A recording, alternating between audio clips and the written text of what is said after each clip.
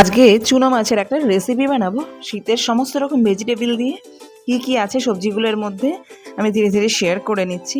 আর এই রেসিপিটা খেতে গরম ভাতে জাস্ট জমে যাবে, আর কোনো সবজির প্রয়োজন নেই। আমাদের বাড়িতে তো সবাই খুব ভালোভাবে এটা খায় এবং খুবই ভালো বলে। তো চলুন দেখে নিই কী কী দিয়ে বানালাম এই রেসিপিটা।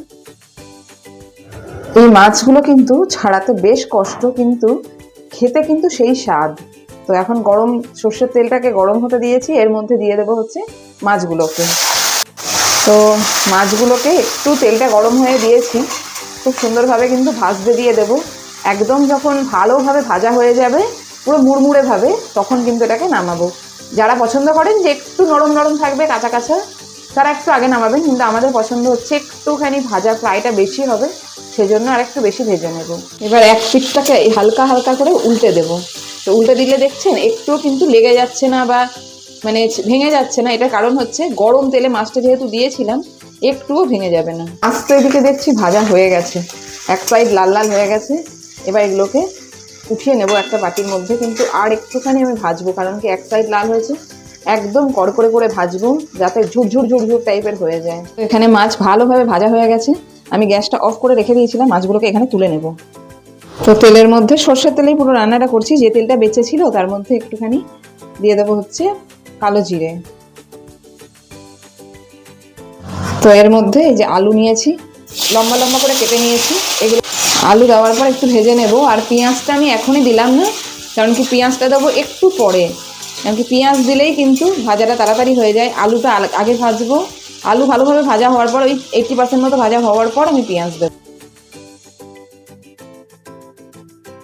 তো আলু ভালোভাবে ভাজা হয়ে যাওয়ার পর এর মধ্যে লম্বা করে কেটে নিয়েছি পেঁয়াজকলি, আর উপর থেকে দিয়ে দিলাম কুচিয়ে নেওয়া পেঁয়াজ।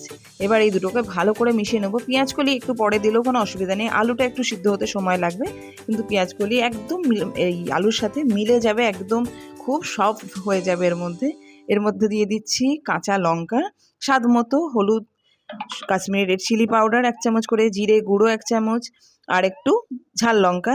এবার এটাকে ভালো করে চালিয়ে নিচ্ছি। দেখবেন এর মধ্যে যেই না একটু নুন দেওয়া হবে, পুরো জিনিসটা কিন্তু সেই একদম অল্প হয়ে যাবে, এবং পেঁয়াজকলিটাও যে গোটা টাইপের আছে সেটা থেকে অনেকটাই বসে আসবে। এগুলো সব ভাজা হয়ে যাওয়ার পর এবার দিয়ে দিচ্ছি এর মধ্যে স্লাইস করে নেওয়া বেগুনগুলোকে। বেগুনটা আপনি চাইলে প্রথমেই ভেজে তুলে রাখতে পারেন, বা এরকম অবস্থায় দিয়ে দিতে পারেন।